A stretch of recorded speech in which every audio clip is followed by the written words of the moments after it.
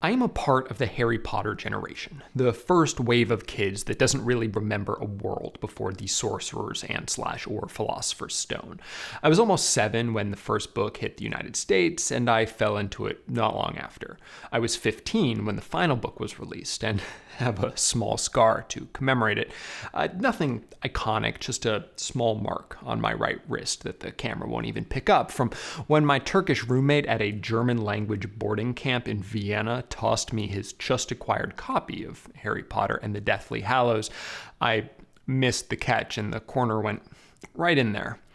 I finished reading it the next day. But Harry Potter was never a part of my identity the way that other things from my childhood were, or that it was for some of my friends. It was just a thing I really liked a lot, and also have fallen out of serious interest with over the following years.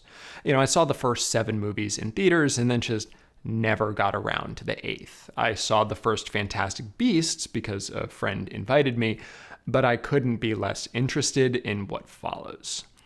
I was more conceptually curious about the stage sequel, The Cursed Child, but I've also avoided that for the past few years.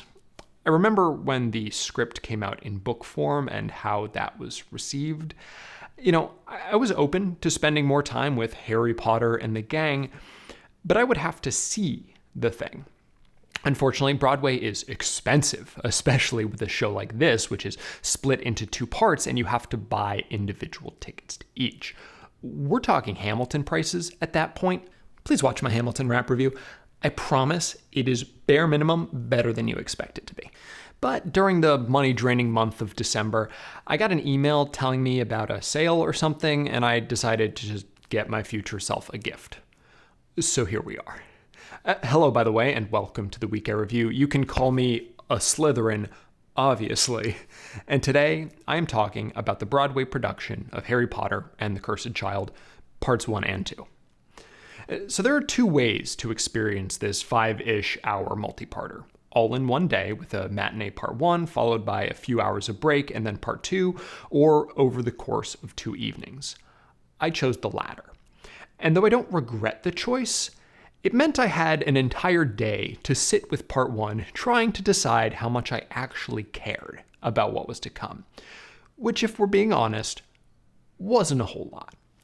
But before I really insult JK Rowling's storytelling abilities, I would also like to note that I dislike her as a person and fervently reject her trash turf beliefs. Trans rights are human rights, and if you disagree, I don't want you here, so goodbye. Also, if you want to say hateful shit in my comment section, I will not only delete it, I will block you from ever commenting on this channel again. And maybe you don't care about that, but I also don't care about you, so it works out. I know that JK Rowling didn't actually write The Cursed Child, that it was written by Jack Thorne based on a story conceived by himself, Rowling, and director John Tiffany. But the dialogue itself doesn't bother me that much. I was expecting hollow platitudes masquerading as human speech because this is a high production value theatrical event intended for literal 7-year-olds. And that's what I got. It's bad. Duh. But the real problems are much more fundamental. We pick up where the book's epilogued, headed to platform 9 3/4 with the Potters and the Granger Weasleys. Our presumed protagonist is one Albus Severus Potter, and if none of those names mean anything to you, good luck. I spent a lot of the first 30 minutes of The Cursed Child thinking about Avengers Endgame, which would become oddly prescient, but we'll get to that. The culmination of a decade of the MCU runs under the assumption that you have seen at least 10 to 15 of the movies that preceded it, if not all 20 whatever. No one gets introduced, nothing is explained. If you don't know who people are or understand why they're there, that's your problem and not theirs. And so too with The Cursed Child. Now, if it were a book or even a movie, I wouldn't think about this. It's not like the Deathly Hallows stopped to explain what the Ministry of Magic was. But it feels particularly stark when this is the first Harry Potter story told in an entirely new medium. Presumably, there was an idea that it might bring in a new audience by being something completely different, but nothing is done to facilitate that. On the other hand, as someone who knows the source material well enough, I don't really want meaningless explanation. And gosh, is there a lot that would need to be explained? So they just don't bother. Except to give the Sorting Hat his own little moment to introduce himself, and also at some point someone reminds folks how Dementors work. But those instances stand out and feel out of place in a performance that takes all of the rest of your knowledge for granted. I don't think it's wrong to do that, though. This is Harry Potter. It is literally the best-selling book series in history and the third most successful film franchise worldwide, behind only Star Wars and the MCU. So the problem isn't that the storytellers assume attendees understand the world's past. It's that they seem to make the same assumption about the play's present. I realized this would be the case almost immediately when we went from Albus's first year at Hogwarts to his second in 15 minutes maximum, and that we were in year 4 by minute 30, which is where we would spend the next 4 or so hours. But of course, that requires glossing over an obscene amount of character building, especially as it relates to people who are not either Albus Potter or his new friend and definitely the more interesting character, Scorpius Malfoy.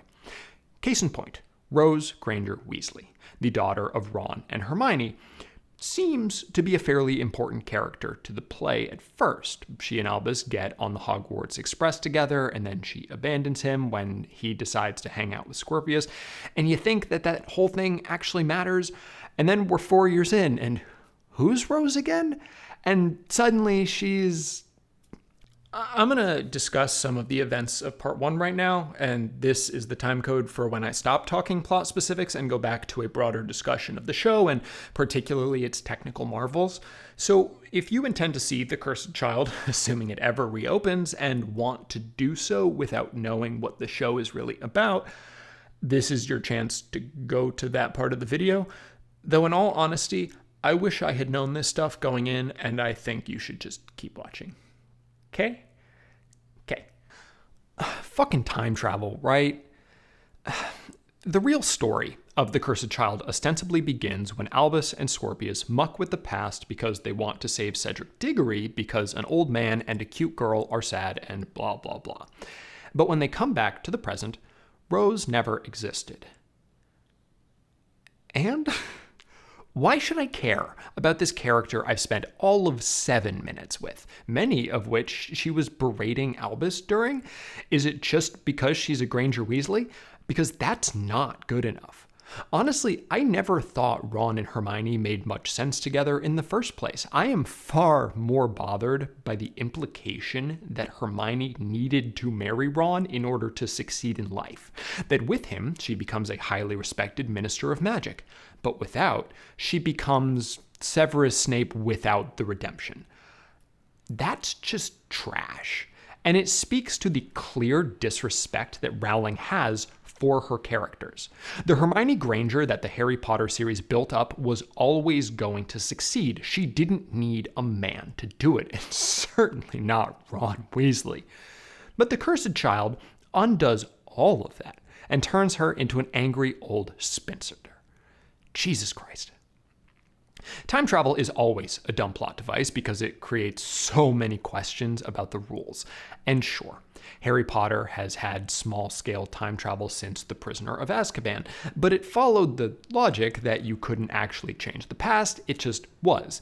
Everything was a perfectly closed loop. The Cursed Child arbitrarily decides that if you go more than 5 hours into the past and do something, then it actually can change the future/present, so that way it can have conflict. This is an entirely nonsensical rule, but it's hardly the dumbest thing that happens. I mean, think back to Rose. Albus and Scorpius go back in time, don Durmstrang robes, and take Cedric Diggory's wand during the first trial of the Triwizard Tournament to make him lose and thus ultimately save his life. But it doesn't actually work. And not only that, young Hermione sees the two, believes that Victor Crumb put them up to it, and so doesn't go to the ball with him, never ends up dancing with Ron, etc., etc. We get some nonsense about butterfly effects, But there really aren't ripples here. Hermione is affected greatly, Ron is affected mildly, and Harry is affected slightly. Albus gets into Gryffindor, but somehow every other thing is exactly the same? Bullshit. Honestly, the show kind of lost me in all of this. I understood what was happening on stage, but I didn't understand what was going on in the bigger picture. The show moves very quickly, skating past so much important information and, worse, character development. Clearly, they were trying to keep the running time down on an epic saga, but if they're not going to devote the necessary time, maybe it shouldn't have been an epic saga in the first place? It wasn't until the last couple of minutes of Part 1, Act 2, after they've gone back in time again, humiliated Cedric Diggory during the second trial, and thus succeeded in making him fail, that my interest was rekindled. Because Scorpius returns to the present all alone. It's dark. A woman we haven't seen yet comes up. It's Dolores Umbridge? She's headmaster? Harry Potter died at the Battle of Hogwarts, and it's Voldemort Day? Oh, damn. Of note is the fact that everyone in this play says Voldemort because apparently JK Rowling retconned the pronunciation in fucking 2015, 4 years after the conclusion of the film franchise that is the only reason anyone knows how to pronounce any of the ridiculous names she came up with. But I'm going to keep calling him Voldemort because, as we've established, I don't respect her or her weird obsession with trying to fill in gaps that no one ever asked about, something that literally in every single case serves to make things dumber, more problematic, or often both. This was the kind of radical impact that I'd been looking for, and I wouldn't know for another 21 hours that they couldn't really make good on its promise, which I'll discuss at the end of the video after the score. But that makes it a genuinely good note to end Part 1 on, with this hint of redemption. And beyond that, our actual final image is a genuinely spooky first appearance of the Dementors. There are 3, 2 floating over the stage, and the third flying around above the audience, coming up close to the mezzanine and balconies. I will admit that the impact of this was slightly diminished by the fact that there were 2 blue stage lights making its ethereal glow, and I happened to be seated directly in their line of fire as it swooped across the theater. But momentary blindness aside, it was captivating. The way that they moved felt genuinely inhuman, and also true to my memories of them in the films. It is clearly a massive feat of strength on the part of the performers, mixed with some of the most impressive production I have ever seen in a theater. Broadway is conceptually interesting because the expense of a ticket sets a certain type of expectation. Anytime I go into a Broadway house, I expect to be wowed specifically by the production itself and not just the content of the thing on stage. If I want interesting theater, I'm going to go to a more intimate space in an off or off Broadway house, which is where most of Broadway's best stuff comes from anyway, and also has all of the things that scares away its disproportionately old, white, and wealthy demographic. But the trade-off is often in the spectacle. It does happen that you will see some technical marvel on a smaller stage, but it's not an expectation in the way it must be on Broadway. Because if you don't get a chandelier falling, or the floor opening up, or some truly wild use of projections, why'd you spend all that money? Because the industry is obsessed with casting Hollywood stars? Nah. But I can say with confidence that there has never been a non-musical play with the scale of Harry Potter and the Cursed Child, and that there has only been one musical in its class, the infamous Spider-Man Turn Up the Dark. Because I never saw that train wreck of a production, I can't speak to how it compares on a technical level, though The Cursed Child is clearly safer despite having both high-flying and fire effects, sometimes simultaneously. I wouldn't say it's the most magical production I've ever seen in Midtown Manhattan, both because I saw Penn and Teller's 40th anniversary show at the Marquis Theater, and also, no. But it's very much the thing that you would hope a Harry Potter show would be. And you know from literally the first moment that they're going hard. At least, I think so. I was distracted by an 83-year-old woman sitting in front of me looking at photos of the stage she had taken before the thing started that she was sending to someone named Steve. I kindly told her to fucking stop and looked up just in time to see a hat being snatched from the air. And I was like, oh, that's cool. And it was barely a hint of what was to come.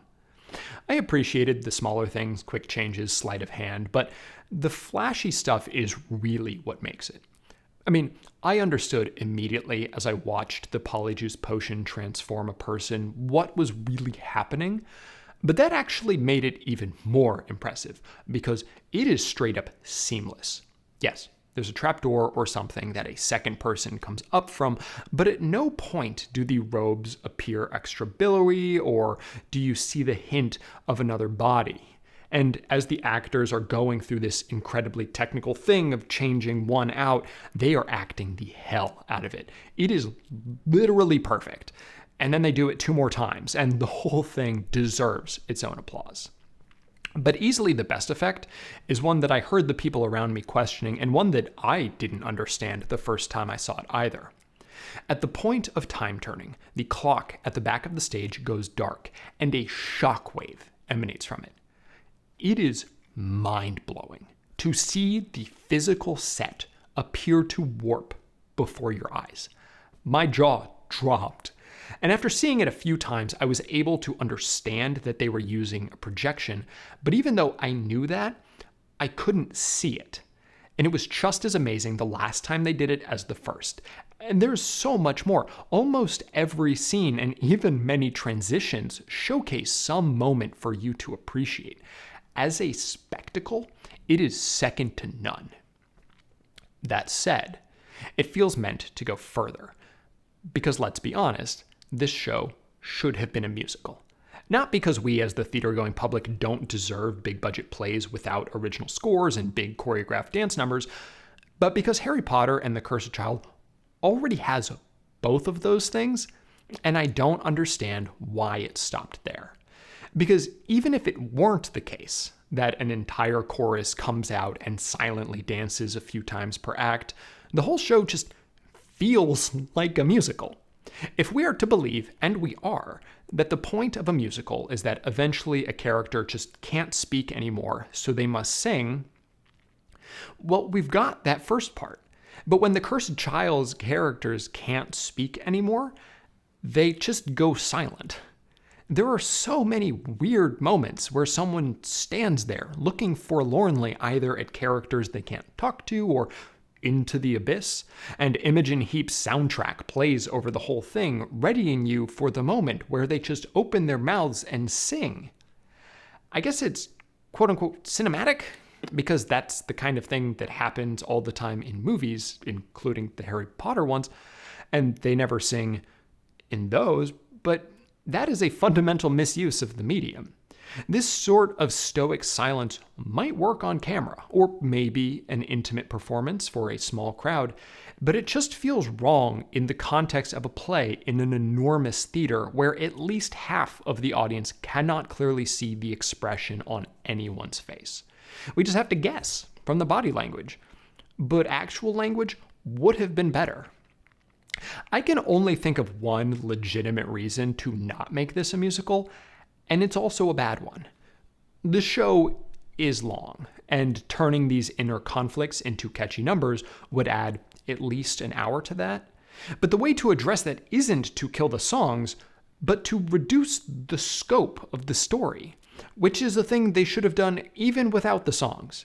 As I said, the show does far too much in too little time. All of the things that happen in The Cursed Child could easily be the subject of a full book, at least as long as The Deathly Hallows. It doesn't seem like anyone made concessions to the overall concept when they encountered the reality of running times. And I would have been okay with a couple fewer amazing set pieces if it meant that I got to understand the characters better. Only one character actually gets anything meaningful to do, and that's Draco Malfoy. And I think most of it is just seeing how time has changed him in a way that it has not changed literally anyone else. Harry Potter is more irritating than ever, and the rest of the characters are just flat. Draco has meaningful issues caused by the way people see him and his son, who so many people are convinced is the child of Voldemort. That's some serious drama right there, and it is so much more compelling than Harry Potter being a dick to his kid. Plus, Draco and Scorpius get to be the only voices of reason when they tell their respective Potters that they need to stop obsessing over themselves and think about other people for the first times in their lives. And it's like, this really shouldn't be a new lesson for these people, but also they were so annoying that watching them get shut down was cathartic. For real though, Harry Potter sucks. And I hope that The Cursed Child is the end of his saga. It should be, and for the moment, those involved claim it is. But just because something shouldn't exist doesn't mean it won't. I mean, there wasn't any reason this one had to be made, so why would that stop some kind of follow-up? Maybe next time it'll be an interactive art installation. That'd be fun. 6.9 out of 10. Okay. Let's talk about that part 2 nonsense. But first, please appreciate the names that you're seeing on screen. They're my top patrons, and I just think that they're swell. Ready? Okay. In a movie that is truly one of my favorites ever, Joseph Kahn's Detention, there is a scene where a character looks up at the main ensemble and tells them the world is about to end. And they say, "Cool, how do we stop it?" And he's like, "You can't, because it's about to end 20 years ago. Because some people went into the past and are about to do something that will make the present no longer exist." This is super dumb, but that's the point. Harry Potter and the Cursed Child does the same thing, except it's 100% serious. Present day Harry Potter et al. Are freaking out because Albus and Scorpius are stuck in the past. And it turns out that the girl who is Voldemort's actual daughter is also in the past and planning to change the future such that Harry dies at the same time that his parents do, and Voldemort reigns forever. And they're like, "Oh no, they're going to change the past, and then we're going to disappear." And if you aren't immediately struck by how little sense that makes, I'm not even sure how you made it to this video. The past has already happened. It either changed or it didn't. The show has made it clear that the past can change and it will destroy the present, and there is no multiverse or whatever. There is just the one timeline, and it's dangerous. But for this to have any dramatic tension would mean that both the past and the present were moving in parallel. That the future/present must wait for someone to do something in the past, even though the past must already have happened, so that doesn't make any sense. Plus, it is also true that someone can move into the past multiple times, so if something didn't work, they could just go back like 10 minutes and try again. So, what's up? Scorpius and Albus leave a hidden message in a blanket that was Harry's only physical connection to his parents that only ever existed in this play as a plot contrivance, allowing them to set up this particular action. Harry sees the message, and then they go back, and then they stop the evil, and that's all well and good. And once they were all in the past together, and that was going on, I was really into it. But this whole attempt at making complete nonsense feel meaningful came dangerously close to just turning me off completely, no matter how amazing it looked. You could argue that the fact that we never see them disappear in the present is actually a not so subtle hint that it was going to be figured out, because if it wasn't figured out, they wouldn't exist to have figured it out.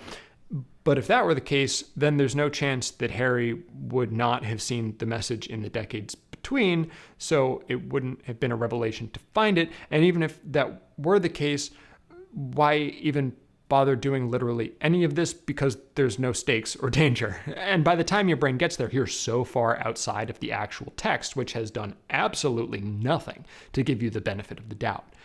And I just can't. So yeah, that's that. Please smash subscribe, I guess. I hope to see you next week. Stay safe out there.